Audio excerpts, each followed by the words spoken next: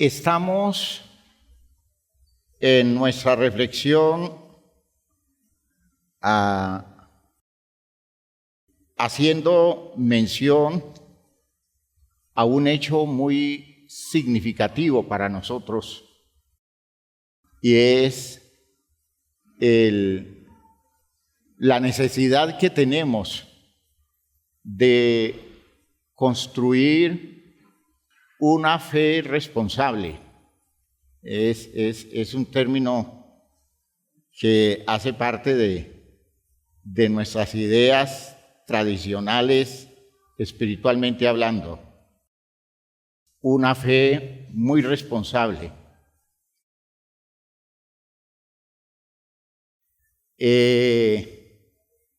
Poder nosotros garantizar que la fe nos sostenga. ¿Me están oyendo? A uno no lo puede sostener en este mundo sino Dios, ¿sí? A uno no lo puede sostener sino Dios.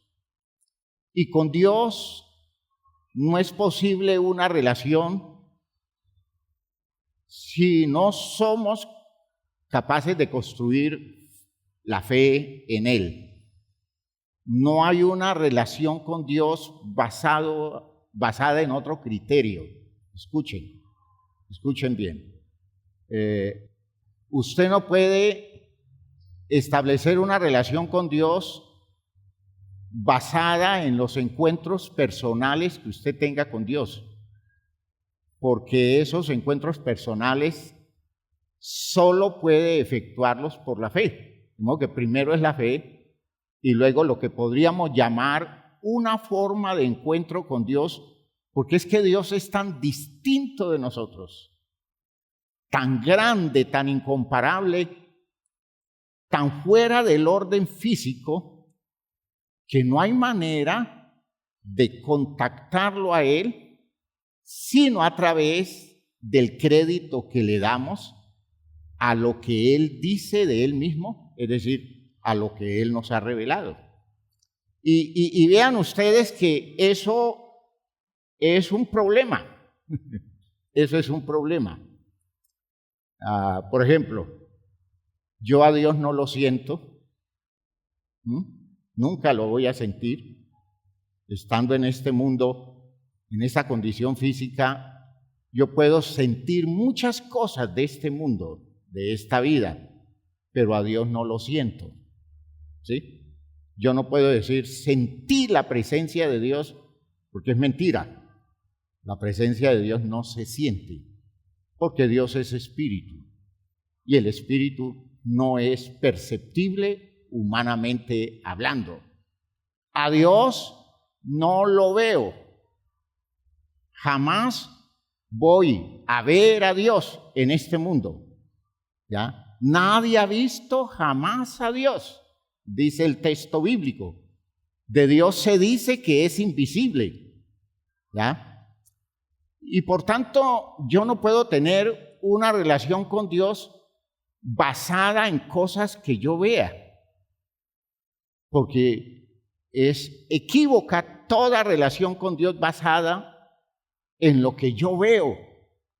Lo que yo veo, tengo que interpretarlo de una manera distinta para poder asociarlo con Dios. Y la manera distinta se llama fe. ¿Ve? Se llama fe. Yo a Dios no lo escucho. Dios a mí no me puede decir cosas con palabras audibles, porque la voz de Dios no está digámoslo así, dentro del territorio de la sensibilidad natural de nuestro oído. A Dios no lo oímos. ¿Ve? Para poder oír a Dios, yo tengo que hacer una conversión. ¿Y qué quiere decir conversión? Trasladar una cosa de una forma de expresión y trasladarla a otra expresión mediante la cual sí pueda entender lo que tengo que entender. Por ejemplo, yo puedo convertir la luz eléctrica en energía luminosa y aparece, convertir la energía eléctrica en una condición luminosa y aparece la luz. Esa conversión es un efecto físico que yo puedo hacer. Con Dios yo no hago efectos físicos. El único elemento que tiene poder de convertir el argumento de Dios, la palabra de Dios, las razones de Dios en cosas que yo pueda oír, como se oye a través del oído las cosas que oímos de las condiciones de este mundo, o como oímos a las demás personas, eso solo lo puede hacer nuestra fe. Aleluya. Todo es por fe, hermanos míos. Todo es por fe, no es por vista, ¿ya? No es por oído, no es por, ¿qué decíamos? No por tacto, no por sensación, no por sentirlo. No hay manera en nuestra condición física de percibir la realidad de Dios. Yo sé que Dios está aquí. ¿Usted lo cree así? Pero no lo vamos a sentir. Y todo lo que usted sienta puede ser muy bonito, que no es la base, no está basada en la realidad de que Dios está aquí. Lo único que le da fundamento a su condición de persona que acepta la presencia de Dios es su fe. Si usted no desarrolla fe, y vaya que es difícil para mucha gente desarrollar fe, si usted no desarrolla fe, nunca podrá recibir, percibir, interpretar nada que tenga que ver con la realidad de Dios. El apóstol Pablo expresaba una idea que es escandalosa cuando se dice, porque nosotros tenemos que hacer un replanteamiento total de nuestra manera de creer en Dios, porque tenemos que trasladar nuestro creer en Dios a la postura de los creyentes que creen por fe, que aceptan las cosas por fe. Dice Pablo, porque por fe andamos, no por vista. Eso dice Pablo, por fe andamos, no por vista. Nada de lo que yo veo me dice nada de Dios fuera de la interpretación que yo puedo hacer por la fe. Cuando el salmista dice, los cielos cuentan la gloria de Dios y el firmamento anuncia la obra de sus manos, yo estoy haciendo esa apreciación, o el salmista la hace, y yo estoy de acuerdo con él por la fe. Por la fe. ¿Por qué? Porque yo creo que todo eso lo hizo Dios. ¿Y por qué lo creo? Porque aprendí a creerle a Dios sus razones reveladas, y en función de esas razones reveladas con las cuales yo construyo mi fe, aprendo a vivir en esta vida sustentado en la fe, no en las cosas que yo veo, no en las cosas que yo siento, no en las cosas que yo oigo, hablando de oír todo lo que oímos en este mundo, ¿ve? No en las cosas que yo toco. Todo lo que acepto en este mundo lo vivo por la fe. Si es que asimilo la vida de Cristo Jesús para mí. Gloria a Dios. Oigan lo que estoy diciendo, porque esto es demandante, poderosamente demandante. ¿Ya? Es por fe. De modo que tengo que llenarme de razones de fe para ir superando todas las cosas que yo siento Ay, hermanos, cuando usted comienza a interpretar su vida a partir de lo que usted siente, cuántas diabluras se le atraviesan en la vida. ¿Ya? Ese sentir de la persona acomplejada, ese sentir de la persona arrogante, la persona altiva, ese sentir de la persona afectada, como decíamos ayer, por experiencias duras, difíciles y traumáticas. ¿Qué es lo que siente? ¿Cómo siente la vida? ¿Cómo interpreta la vida? A partir de todo eso que ha experimentado y que lo lleva a elaborar un juicio de intereses y de valores que está dependiendo absolutamente de todas esas cosas que le han tocado su existencia en este mundo y se vuelven valores absolutos, poderosos y suficientes, controladores de la existencia de la persona. Y entonces aparece la otra forma de vida, atacando eso y superándolo. Vivir por la fe, aleluya. Y cuando comienzo a construir la vida por la fe, voy sometiendo todos mis sentires a las razones de Dios. ¿Sí? Voy sometiendo todas mis apreciaciones a partir de mis sentidos a un territorio de posibilidades totalmente distintas que tienen que ver con las razones que Dios da en la revelación de su palabra, y eso me lleva a entender la vida de una forma tan distinta al común, que es escandaloso el contraste que eso hace.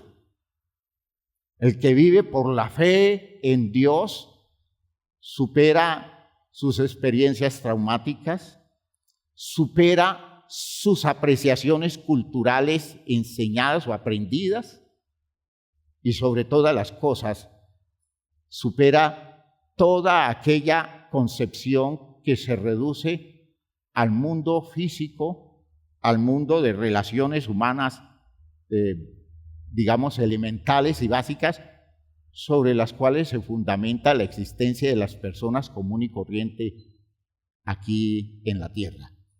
Entonces, hermanos míos, construir el mundo de la fe en nosotros es una cosa liberadora, rompe cadenas, porque ya no estoy condicionado a todo lo que la gente dice o expresa en sus sentires, sino que soy capaz de decirle no a todo eso porque le estoy diciendo sí a lo que dice Dios. Gloria a Dios. Vean ustedes que eso fue lo que hizo Jesús.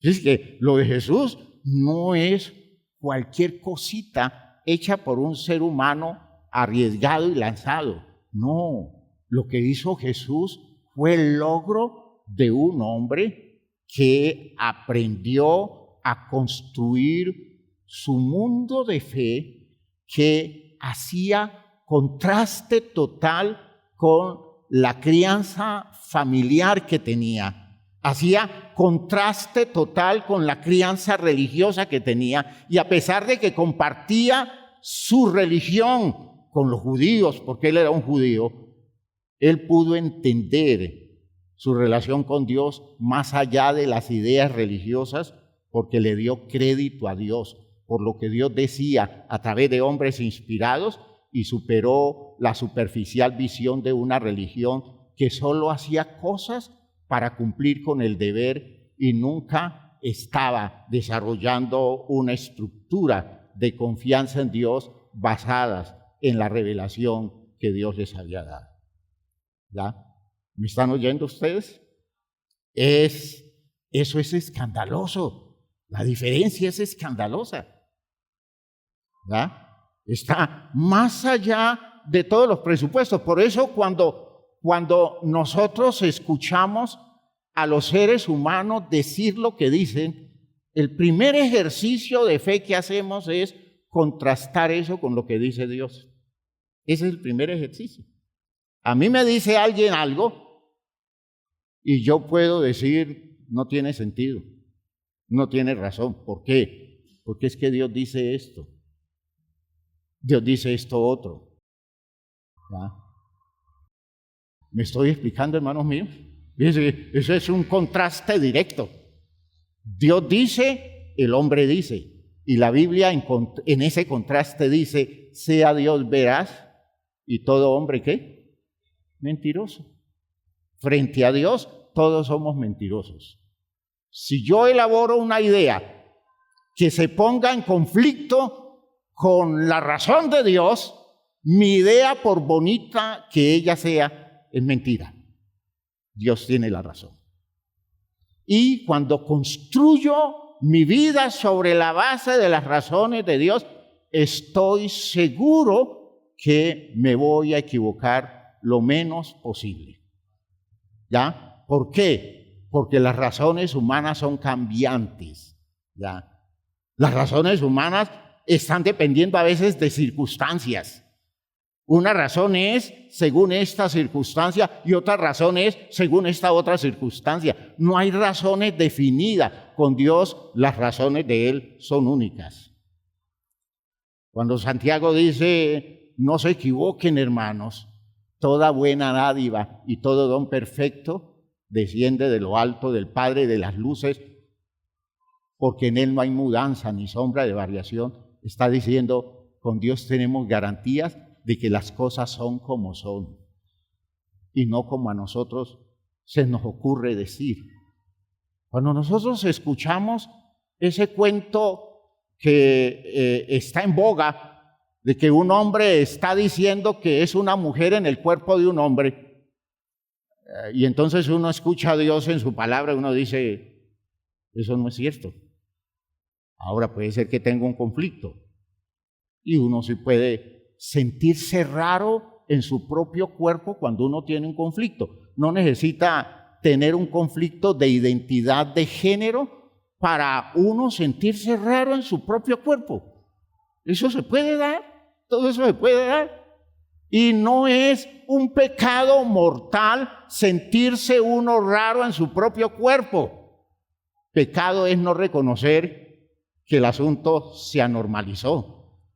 Ese es el pecado, creer que eso es normal. Es decir, creer que eso, como lo siento, yo tengo que aceptarlo como realidad, cuando la realidad no es mi sentir, sino las razones que Dios da.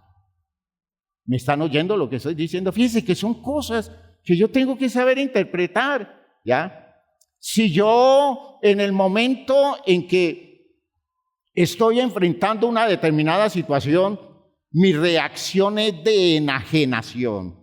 Hay reacciones en nosotros de enajenación, como si un ente raro se apoderara de nosotros. Eso sucede cuando estamos llenos de odio. ¿Ya? Cuando nosotros estamos llenos de odio, una reacción de odio nos enajena. Cuando tenemos mucha ira, cuando usted tiene mucha ira, hace cosas y después pregunta, ¿qué hice yo? La ira lo enajena. Se siente raro usted en usted mismo. ¿Ya? Y usted termina haciendo cosas a un nivel inconsciente porque su ira toma el control de su propia vida y eso es como una posesión diabólica. Pero es usted mismo el que está actuando raro. El problema es que usted no reconozca que tiene un problema y que no le dé miedo enfrentarse usted a su propia ira y que no haga nada por resolver eso a tiempo antes de que lo meta en un lío serio. ¿Me está oyendo lo que estoy diciendo? Que usted le dé esa ira, eso es normal. ¿En qué sentido normal? Eso se puede dar. Es decir, por estadística se puede dar. Y por eso es normal. Pero eso no es lo correcto con la vida. Yo tengo que llegar un día a tener el control sobre esa área que me controla la ira. Y someter la ira al control de razones superiores, como son las razones de Cristo en mí. Gloria a Dios. ¿Me entienden, hermanos? Cuando usted tiene problemas de complejo, Usted actúa muchas veces enajenado, ¿verdad? Con sentimientos de inferioridad, usted actúa raro. Con sentimientos de culpa, les he hablado de los sentimientos de culpa que son una monstruosidad. La culpa es una diablura, es un monstruo. Y usted está enajenado. Espero que me estén entendiendo la idea.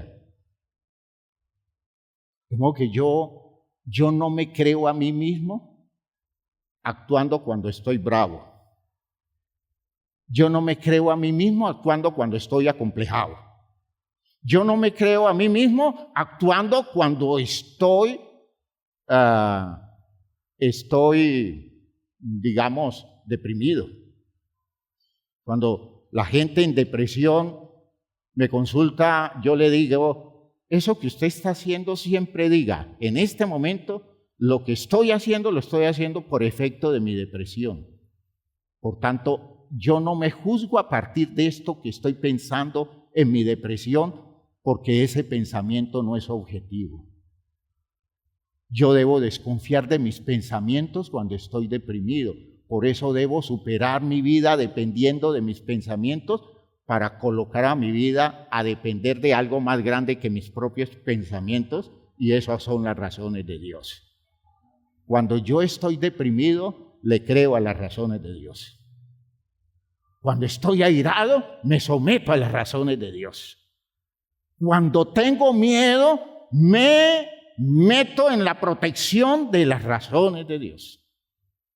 Cuando estoy lleno de odio, me enfrento a mi sentimiento con toda la estructura del pensamiento de Dios que ataca mi condición afectada, mis sentimientos dañados.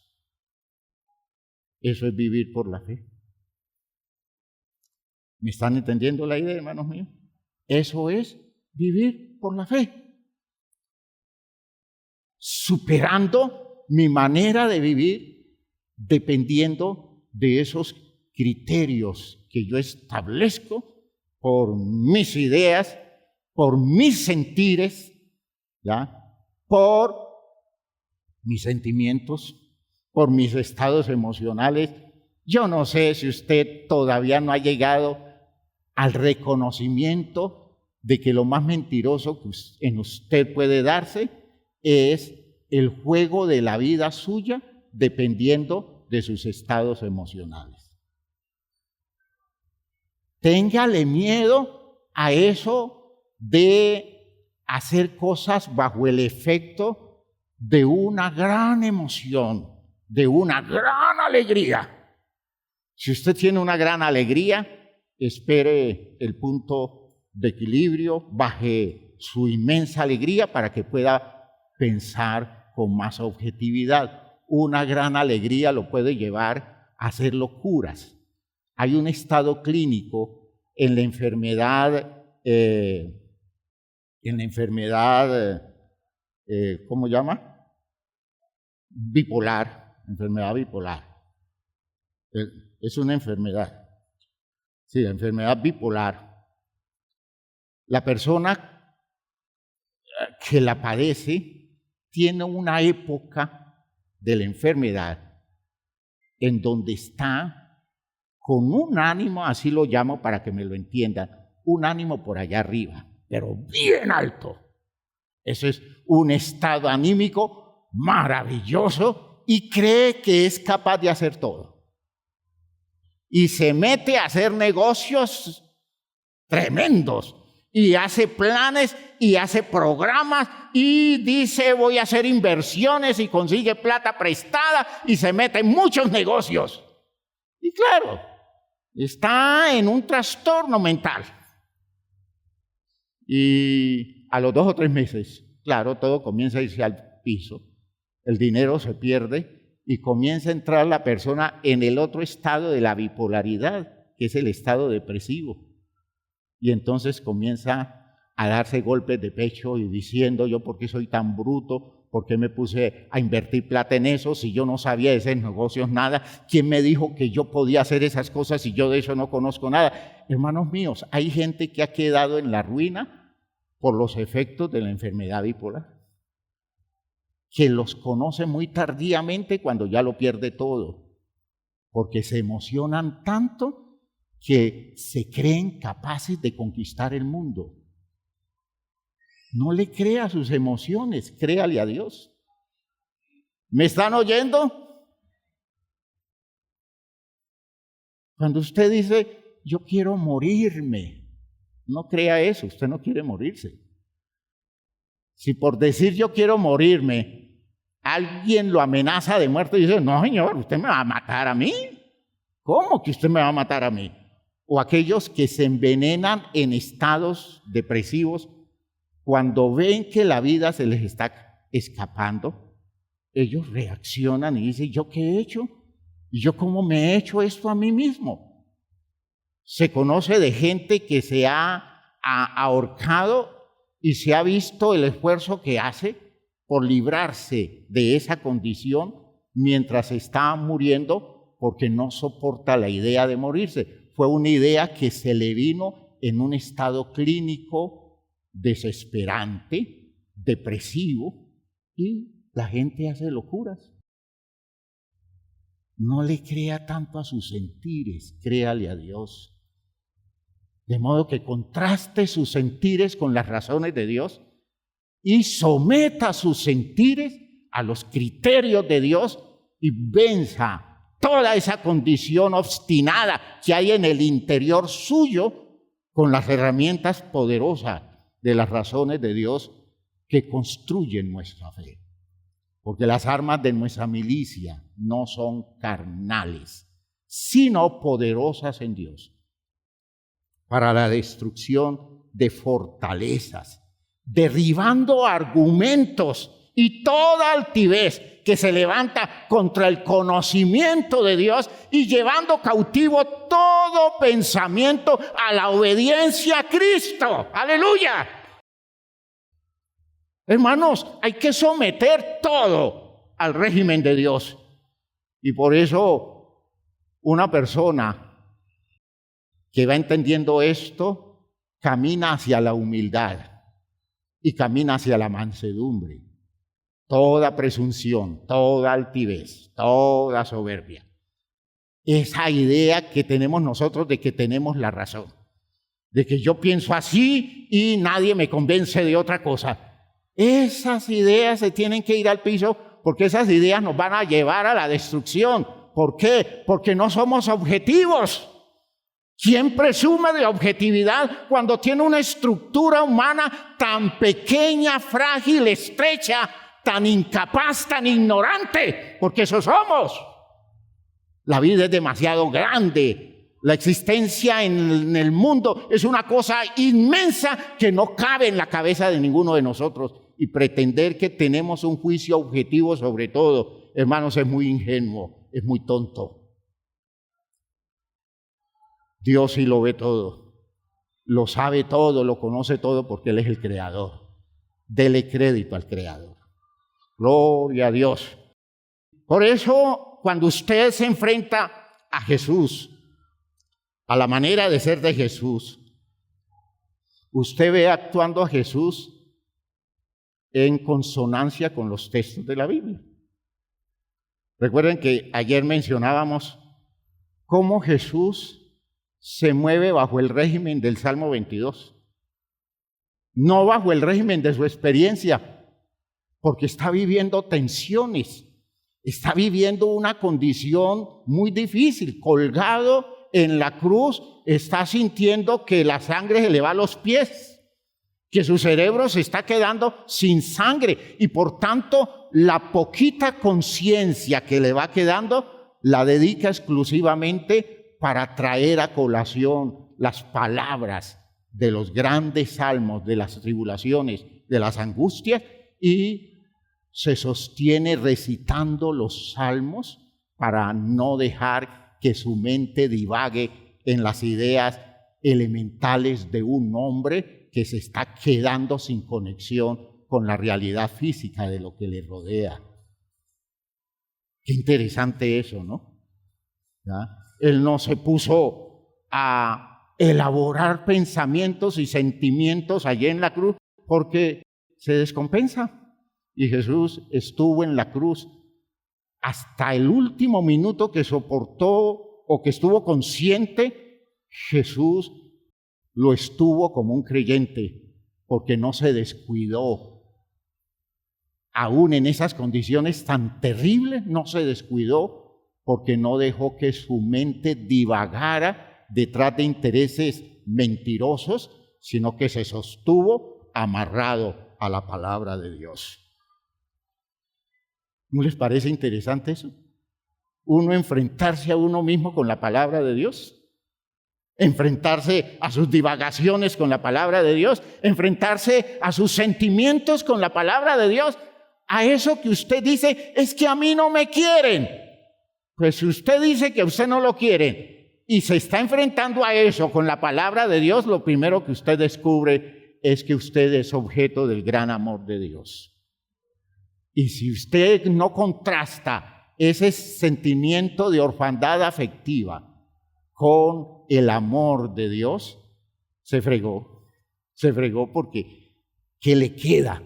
Si Dios no es quien le sostiene la vida a través de su amor, ¿qué le queda? Aleluya. Quiero llevarlos a que entiendan la dimensión de este principio de la vida de Jesús. Miren que nosotros leíamos el Salmo 31 en el comienzo del culto. El Salmo 31 es el salmo que, según Lucas, aporta la expresión culminante de Jesús cuando él dice: en tu mano encomiendo mi espíritu. ¿Ya? ¿Ustedes leyeron esa frase en el Salmo 31? En tu mano encomiendo mi espíritu. En Jesús, si esa idea estuvo en su mente en ese momento crítico, esa idea del Salmo total, el Salmo 31, es un maravilloso sustento para enfrentar su tragedia y la violencia perversa de los malos contra él en ese instante, porque pudo dañarse, dije ayer, pudo resentirse, pudo molestarse mucho, pero Jesús lo enfrentó con su visión de fe. Es que el Salmo 31 también es un compendio de condiciones dolorosas que en la vida de un creyente, de una persona justa, se entiende como algo totalmente inmerecido. Lean ustedes del Salmo 31 o leamos los textos que van desde el versículo 9 hasta el versículo 13. Voy a ir leyendo, sigan la lectura ustedes y van a ver ustedes cómo se tiene que sentir una persona que está siendo atacada injustamente, agredida injustamente y que va camino a la muerte sin que haya merecido esa muerte que va a recibir. Dice el versículo 9: ten misericordia de mí, oh Jehová, porque estoy en angustia. Se han consumido de tristeza mis ojos, mi alma también y mi cuerpo. Vean ustedes este nivel de aflicción. Porque mi vida se va gastando de dolor y mis años de suspirar. Se agotan mis fuerzas a causa de mi iniquidad. Fíjese que se está enfrentando a errores propios, posibles errores de él. Cosas que él pudo hacer para meterse en ese lío que se metió y está dispuesto a reconocer delante de Dios la necesidad que tiene de librarse de toda la culpa que pueda abrumarlo. ¿Cuántos podemos estar en situaciones así? Puede ser que no hayamos hecho nada malo, pero cuando comienzan a suceder las cosas feas, una de las primeras preguntas que uno hace: ¿y yo qué he hecho? ¿En qué me equivoqué? Debió ser que yo cometí un error, y posiblemente sí. En el caso de Jesús no, pero abre la puerta a la posibilidad. Ya, de todos mis enemigos soy objeto de oprobio, y de mis vecinos mucho más, y el horror de mis conocidos, los que me ven fuera huyen de mí. Vea cómo se ve despreciado. He sido olvidado de su corazón como un muerto. He venido a ser como un vaso quebrado, porque oigo la calumnia de muchos. El miedo me asalta por todas partes mientras consultan juntos contra mí e idean quitarme la vida. ¿Será duro eso? Eso lo vivió un creyente. Eso lo vivió un creyente antes de Jesús. Alguien lo vivió.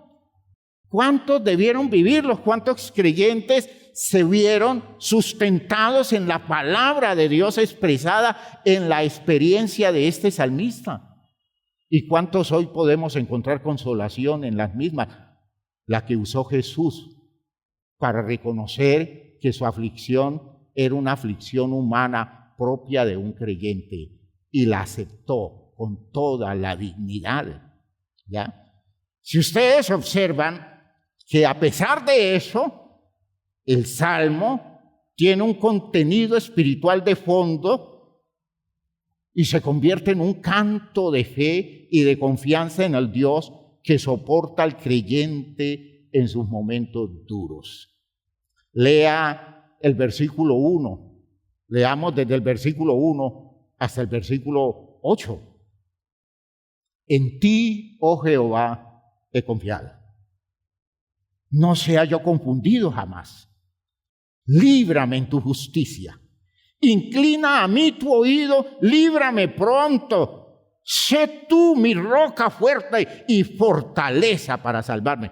Imagínense usted a Jesús orando este salmo en la cruz del Calvario. Aleluya. Véase usted orando este salmo en los momentos de su aflicción, en los momentos de su quebranto.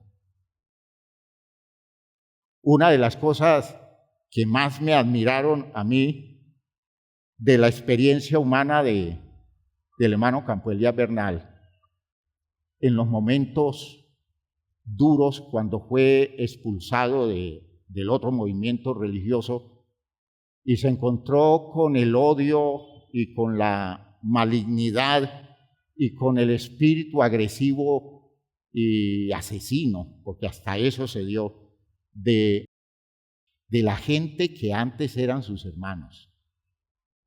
Para él fue muy duro, pero lo admiré en el hecho que me sirvió a mí de lección, y es verlo sostenido, basado en las razones de Dios.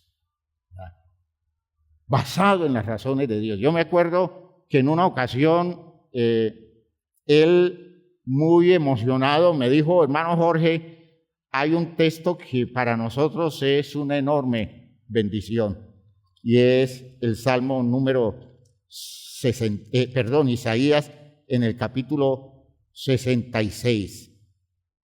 Dice en el versículo 5, y yo lo escuché después predicando sobre la base de este texto de Isaías, y en esa ocasión me dijo: esa es palabra de Dios para nosotros. Dice: oíd palabra de Jehová vosotros los que tembláis a su palabra, vuestros hermanos que os aborrecen y os echan fuera por causa de mi nombre, dijeron: Jehová sea glorificado. Pero él se mostrará para alegría vuestra y ellos serán confundidos.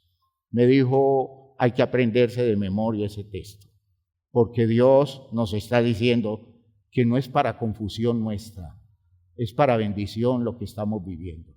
Gloria a Dios.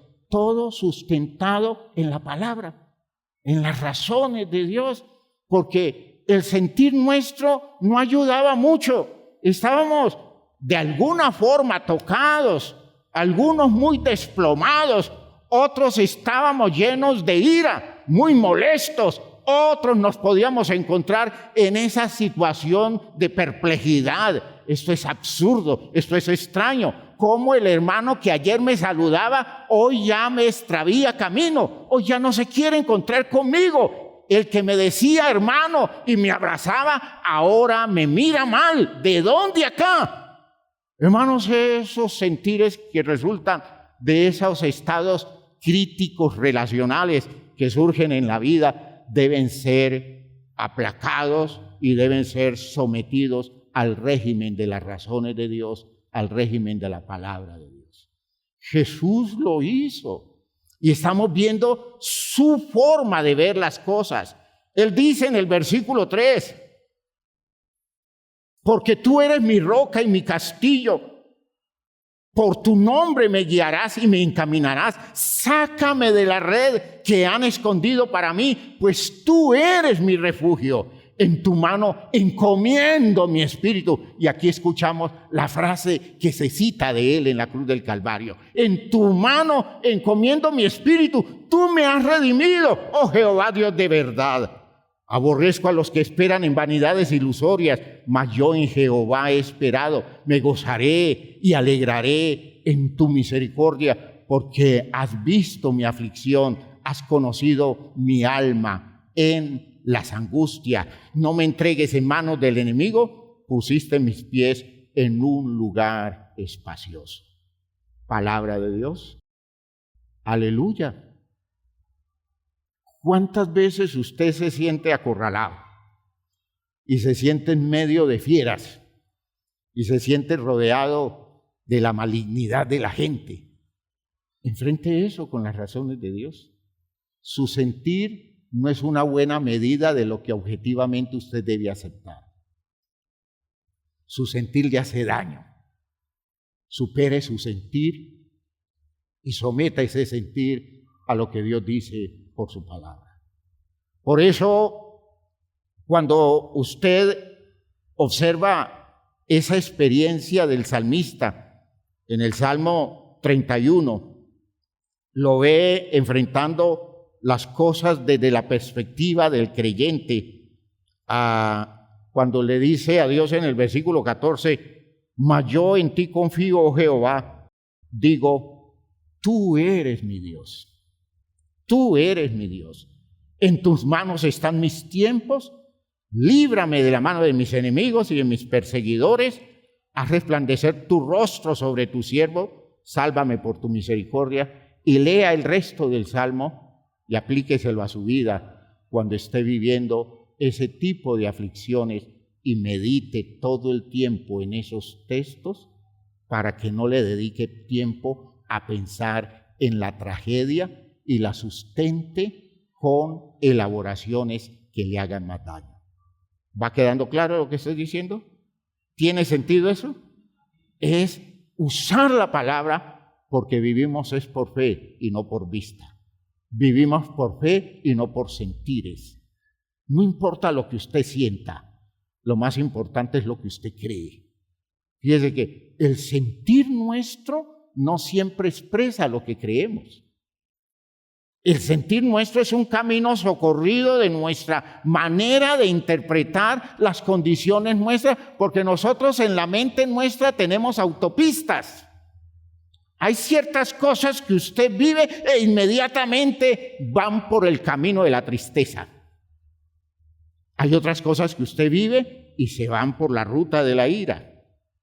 Hay cosas que usted experimenta en un momento dado, inmediatamente toma la troncal que va directa a la depresión o va directo al sentimiento de culpa. ¿Ve? Eso hacemos nosotros porque tenemos autopistas internas y por allí caminamos todo el tiempo. ¿Cómo podemos enfrentar eso? Siguiendo el camino que nos traza Dios por sus razones.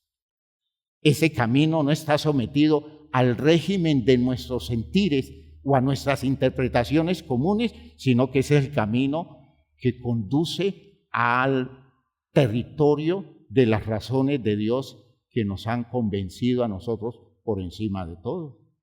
Y eso se llama fe. Aleluya.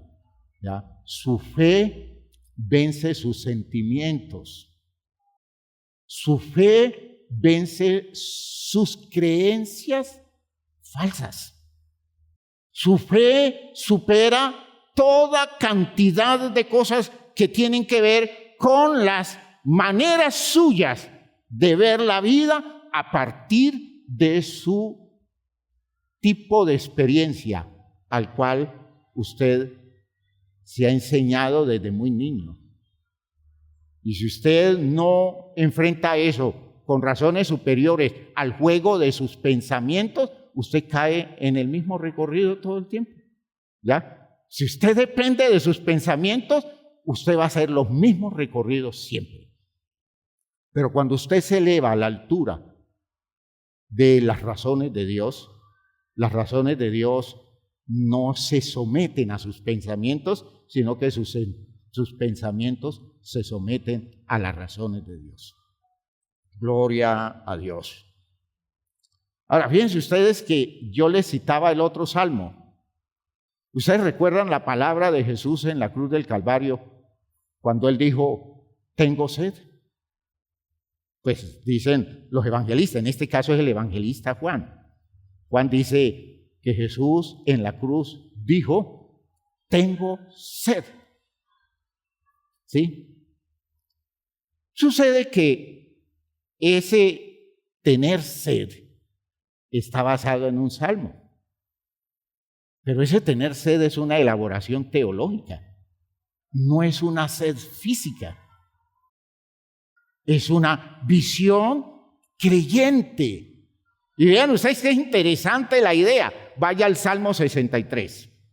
Vaya al Salmo 63. Salmo 63.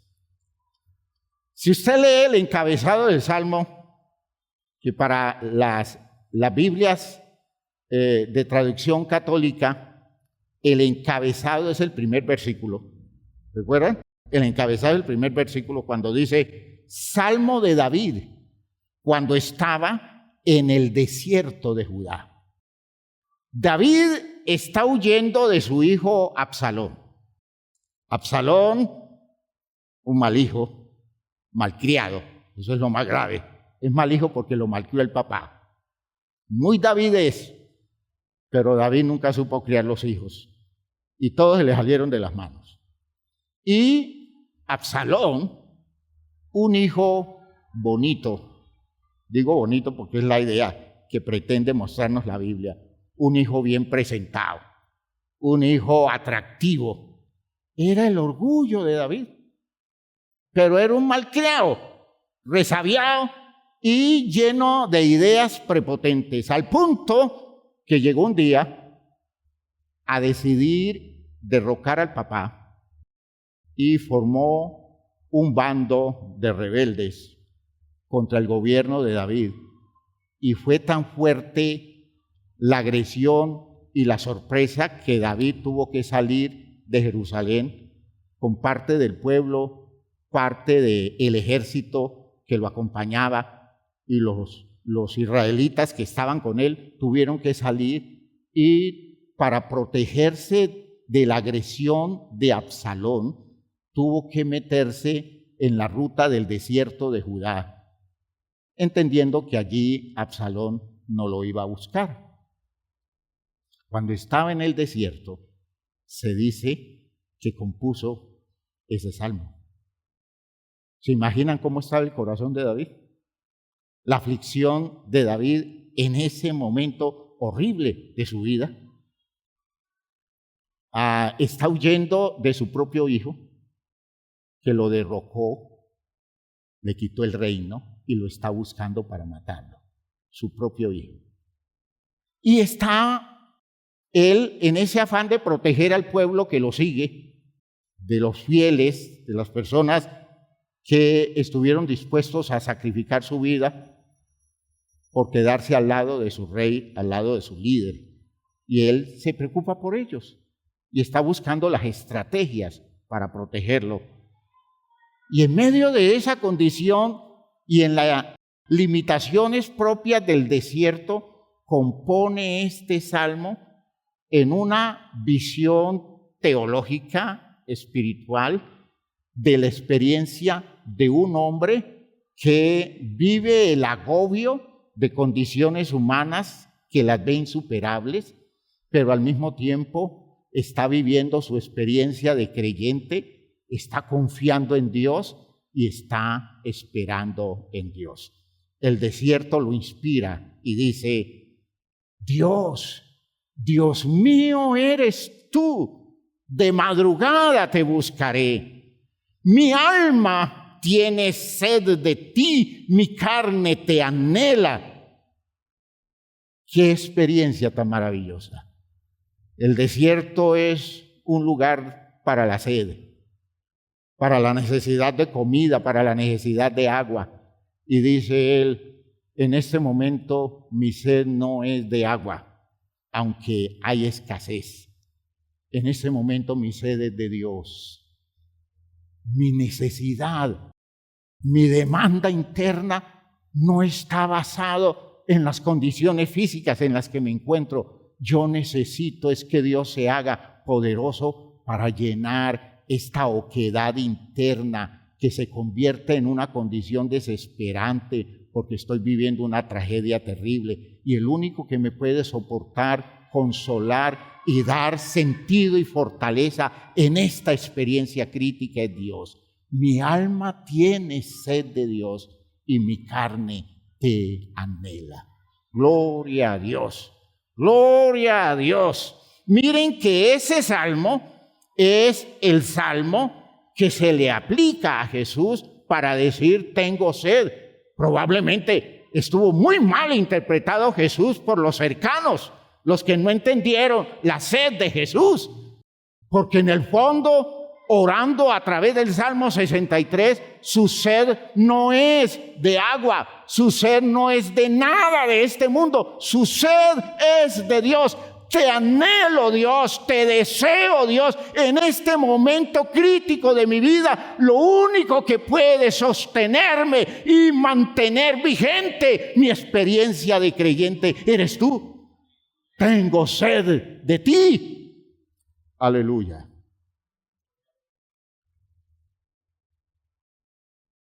¿Cuántas veces podemos entender nuestras condiciones críticas de esa manera? ¿Cómo no ubicarnos en la fe de Jesús?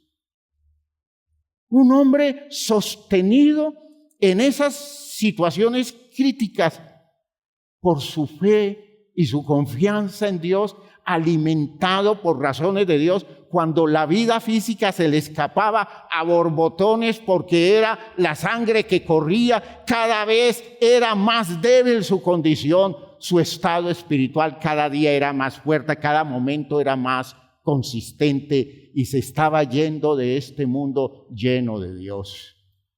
Aleluya. ¿Por qué? Porque tomó como secundaria su experiencia física, su agonía física y su proceso de muerte física, y le dio prevalencia a su experiencia de Dios a través de las razones de la palabra, y se sumó a los creyentes que escribieron los textos inspirados en esas cosas que tienen que ver con la experiencia de hombres con Dios en los momentos críticos de su vida. Espero que aprendamos a usar eso para nosotros. Espero que nos convirtamos en personas que cada día hagamos de la palabra de Dios razones presentes para la vida nuestra en todas las condiciones críticas de nuestra experiencia. Y leyendo a los exégetas, a los pensadores que han analizado esas palabras de Jesús en la cruz del Calvario, ellos dicen, algunos saben que Jesús al final lo que debió decir en la cruz del Calvario es lo que encontró en esos salmos. En los 3 salmos hay una expresión que se repite. Tú eres mi Dios. Tú eres mi Dios. En este momento duro, tú eres mi Dios. Interesante, ¿no? Si ustedes miran, por ejemplo, en la experiencia del Salmo número 22, ¿ya? En la experiencia del Salmo número 22, ustedes miran las palabras de Jesús, las palabras del salmista. Ustedes descubren una condición del salmista que reconoce en su experiencia, en su vivencia, reconoce ese hecho, ¿ya? Miren ustedes la forma como en el pensamiento de él dice en el versículo 10, versículo 10 dice,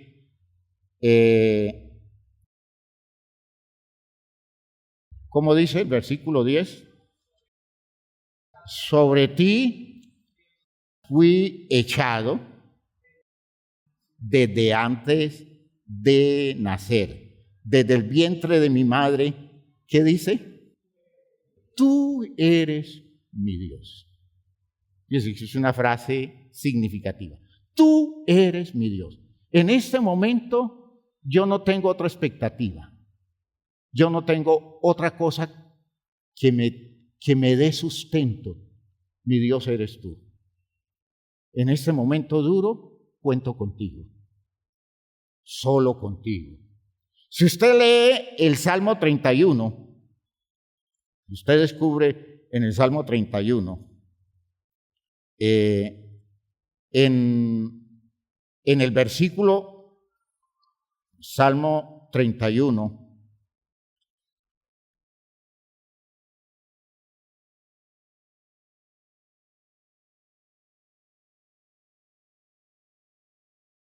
Salmo 31, el versículo 14.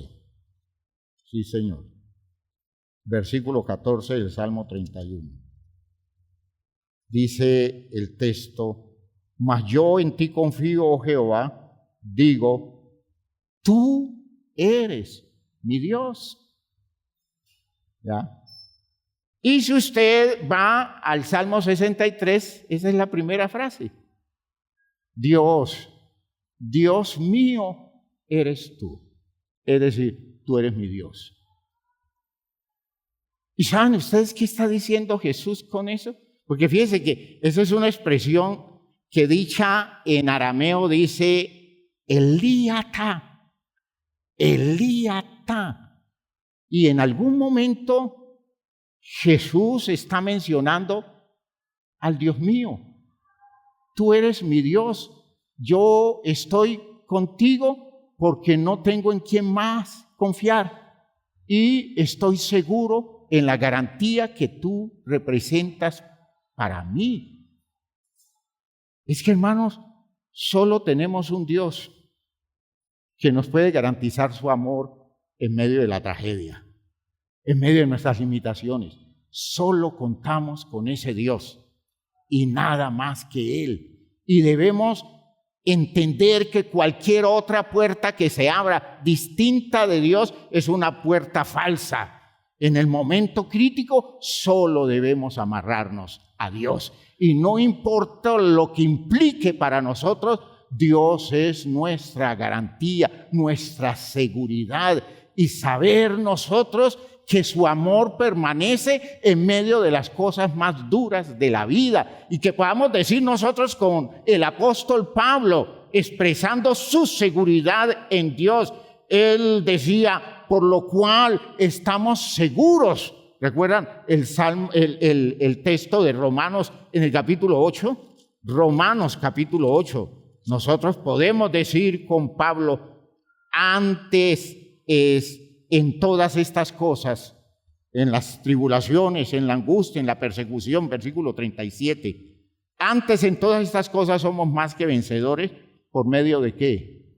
De aquel que nos amó, por lo cual estoy seguro que ni la muerte, ni la vida, ni ángeles, ni principados, ni potestades, por tanto, ni el mismo diablo. ¿Me oyeron? Tanto miedo que le tenemos al diablo. El diablo es impotente cuando Dios está a nuestro favor. Aleluya. Y dice, ni principados, ni potestades, ni lo presente, ni lo porvenir, ni lo alto, ni lo profundo, ni ninguna otra cosa creada nos podrá separar del amor de Dios que es en Cristo Jesús, Señor nuestro. ¿A qué le tememos? ¿A qué le tememos? ¿Qué está por encima de las condiciones que nos da Dios en la garantía de su amor? A mí me pueden estropear muchas cosas de esta vida y jamás pensaré que Dios no me ama. Jamás me llevarán a creer que Dios no está conmigo. Jamás me podrán convencer que Dios me abandonó, que Dios me dejó solo. ¿Por qué? Porque yo sé que su amor es real. Y por eso no tengo más que un Dios que es garantía absoluta en medio de todas mis necesidades, en medio de todas mis limitaciones. Y cuando todo me falte y cuando las cosas desaparezcan de mis manos y yo me encuentre en las condiciones más pobres y más limitadas de este mundo, yo me sentiré gozoso de saber que en medio de todo eso tengo un Dios que me ama. Y estoy convencido que pase lo que pase, Dios no va a cambiar conmigo, que Dios no me va a dar la espalda, que Dios me va a acompañar en todas esas situaciones y no importa lo que el mundo me diga, que soy una persona frustrada porque mis creencias no han sido suficientes para resolver mis necesidades, yo tengo que decirle a esas personas, usted no entiende nada de esto. Usted no entiende que Dios es mi Dios más allá de las cosas que se den en esta vida, porque mi relación con Él tiene un valor eterno. Y aunque yo me muera, aunque se me acabe todo aquí, Dios sigue siendo mi Dios para siempre. Eternamente y para siempre Él será mi Dios. Y si es un Dios eterno, que es mi Dios eternamente, yo tengo garantía de la vida con Él eternamente y para siempre. ¿Ha quedado claro, hermanos míos? ¿Hay preocupaciones en usted que necesita nutrir de fe? Yo les voy a proponer una tarea. Busque para su experiencia espiritual textos de la Biblia donde hombres de Dios estén hablando de su experiencia en las situaciones difíciles y su manera de entender esa experiencia a partir de la fe que ellos han tenido en Dios.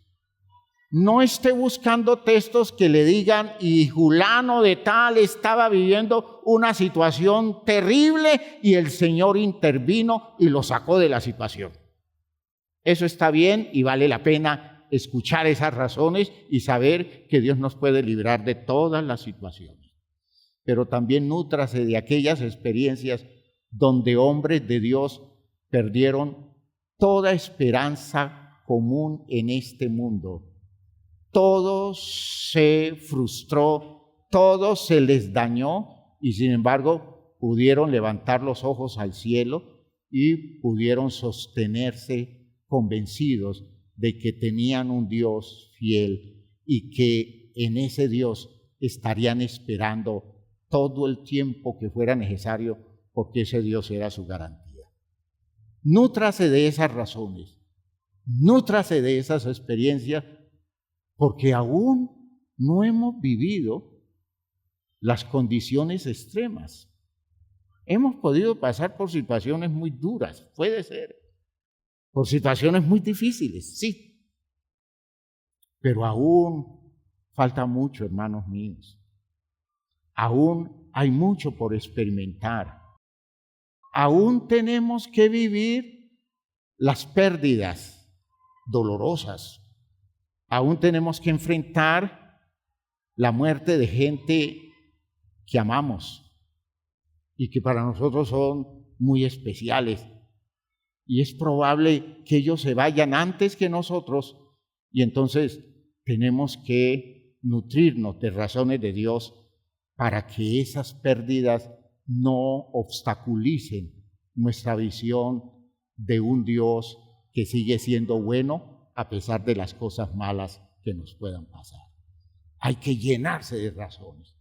Aún hay enfermedades que no han llegado y que posiblemente van a llegar porque nuestro cuerpo declina y hacia allá va nuestra condición física, y tenemos que saber que algo puede pasarnos en este recorrido de la vida y encontrarnos con esos estados críticos que son tan difíciles cuando los vemos en la vida de gente querida, gente preciosa de la iglesia. Entendemos que eso es muy duro, que eso es muy complicado, pero vemos a esos hombres y mujeres sostenidos en sus convicciones, en su fe en Dios.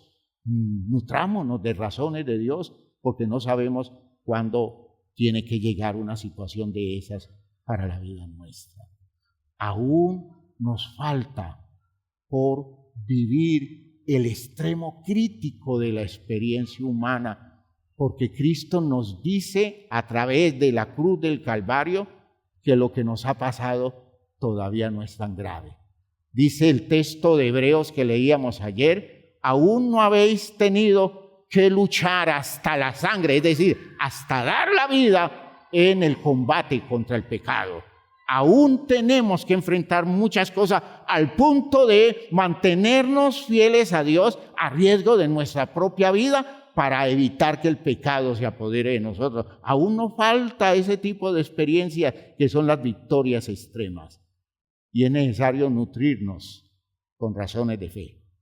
Construya una fe grande. Alimente su fe. Nutra sus argumentos cristianos con razones que lo pongan por encima de todas las circunstancias posibles de la vida. Si usted entiende eso hoy, y sigo insistiendo, usted entiende que necesita ayuda. Y no estoy citando a las personas que pasaron ayer, pero sí a alguien más que entienda que necesita ayuda. No desaprovechemos este tiempo donde hemos reflexionado sobre estas ideas. Si usted entiende que la iglesia debe orar por usted en este momento especial de su vida, porque su lucha es dura, su conflicto es muy difícil, y usted dice: es que estoy a punto de sucumbir, es que estoy a punto de fallecer. Si usted percibe la experiencia suya a ese nivel, venga al altar. Hay recurso de Dios acá, hay poder de Dios acá, hay recurso suficiente en la fuerza de Dios para nutrir las condiciones de la vida suya. Porque sé que es posible que usted necesite un empujón, podríamos decirlo así, con todos los elementos que tienen que ver con la fuerza de Dios sustentando la existencia suya.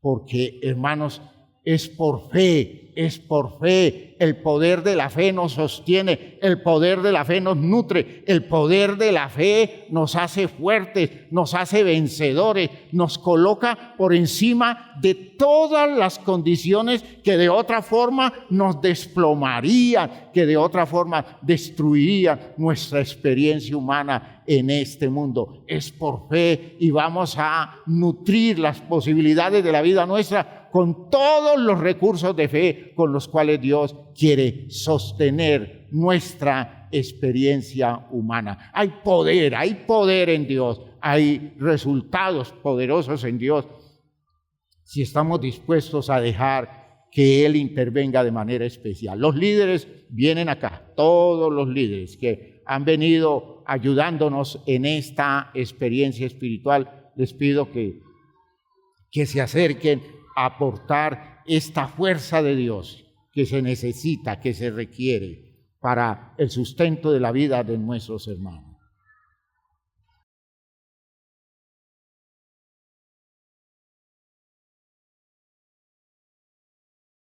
¿Usted cree que las razones de Dios tienen poder sobre las situaciones de la vida suya en este instante? Y no importa lo que esté viviendo, Dios tiene razones más grandes.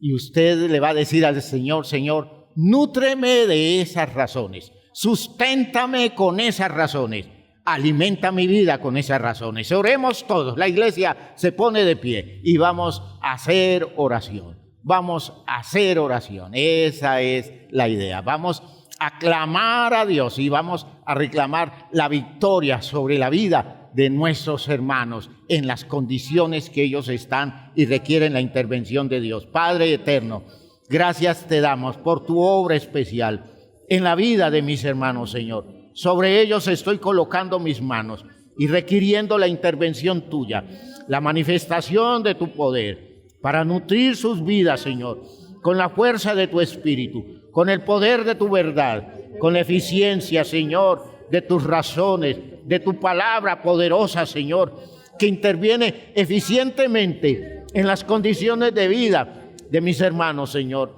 y los llenan de victoria, de eficacia, de poder, de resultados, de impacto espiritual, Señor, suficiente para garantizarse el bienestar y el sustento existencial que requieren para esta experiencia de sus vidas. En el nombre de Jesucristo los declaro vencedores y los declaro victoriosos, Señor, llenos de ti y llenos de la fuerza tuya, Señor, para vencer las contingencias y las limitaciones a las cuales se enfrentan. Hay poder en Cristo Jesús, hay victoria de parte de Cristo, Señor, para la vida de ellos. En el nombre de Jesucristo estoy convencido, Señor, de la intervención de tu gracia, la expresión de tu misericordia sobre la vida de ellos, Señor, sustentándolos, Señor, enriqueciendo sus experiencias con todo el poder de tu fuerza y llenando sus vidas, Señor, de la fortaleza que requieren y de la manifestación especial de tu poder, Señor, haciéndolos vencedores sobre las contingencias y las afectaciones que tienen todo su ser, Señor. Hay poder en el nombre de Cristo Jesús y en su claridad y en sus razones y en la palabra que de Él nos llega, Señor, y que tú nos das para sustentarnos y para darnos la capacidad de enfrentar todo esto que nosotros tenemos que enfrentar mediante el recurso tuyo. La victoria tuya, Señor, está garantizada para la vida nuestra, Señor, y a ellos los declaro vencedores, y a ellos los declaro victoriosos, y a ellos los declaro, Señor, personas construyendo una estructura de fe capaz de vencer todas las contingencias que se presentan en las elaboraciones de sus pensamientos y en todas las situaciones en las cuales, Señor, requieren razones tuyas para ser sustentados. En el nombre glorioso de Jesucristo los declaro vencedores a todos, Señor. Gracias, Padre Santo. Amén, amén, amén, amén. Aleluya, aleluya. Usted va a creer que esto de llenarse de razones de Dios se va a convertir en un hecho cotidiano de la vida suya. Y Dios le va a mostrar los textos, Dios se los va a evidenciar. Y cuando usted esté leyendo la Biblia, porque debe leerla todos los días, estudiarla todos los días, cuando usted vaya leyendo esos textos, usted apunte esos textos y diga, lo necesito, porque esto tiene que ver con la situación que estoy viviendo. Señor, dame esta palabra que oportunamente hoy necesito para sustentar mi vida en medio de esta crisis, en medio de esta experiencia. Hermano, Dios nos llama a tener fe. Ya, tened fe en Dios. Ya, tened fe en Dios. Ese es el principio que nos da la victoria. Y si aún necesita claridades en medio de las situaciones que está viviendo, la iglesia está a su servicio. Por favor, acérquese a la iglesia y busque el respaldo con la enseñanza, la orientación y las pautas espirituales que la iglesia le va a dar. La iglesia le va a orientar el proceso de formación de su fe a través de los argumentos de la palabra de Dios. Los felicito a todos porque han hecho ese esfuerzo, no solo para estar aquí, sino que se han ubicado en esa disposición espiritual para asumir las cosas que Dios por su palabra nos está dando. Y quiero felicitar a todas las personas visitantes que nos han acompañado, y yo sé que algunos han tomado decisiones para seguir adelante en su proceso espiritual. Cuenten con la iglesia. La iglesia los ama, la iglesia los aprecia y la iglesia quiere tenerlos aquí todo el tiempo. Cuenten con el respaldo de esta comunidad que está luchando por hacer prevalecer lo de Dios sobre todas las condiciones de este mundo, y Dios es nuestro sustento y Dios es nuestra garantía. Que Dios los bendiga a todos y los esperamos mañana en una devocional a las 6 de la mañana, y mañana a las 6 de la tarde tenemos la reunión de mañana no hay EJA. No, mañana no hay EJA. El domingo, nuestro culto a las 7 de la mañana, nuestro culto a las 10 y nuestro culto en la sede a las 8 de la mañana. Y por favor, en la tarde tendremos actividades en la iglesia y aquí también en actividades en los diferentes lugares de predicación, y aquí también culto a las 5 de la tarde.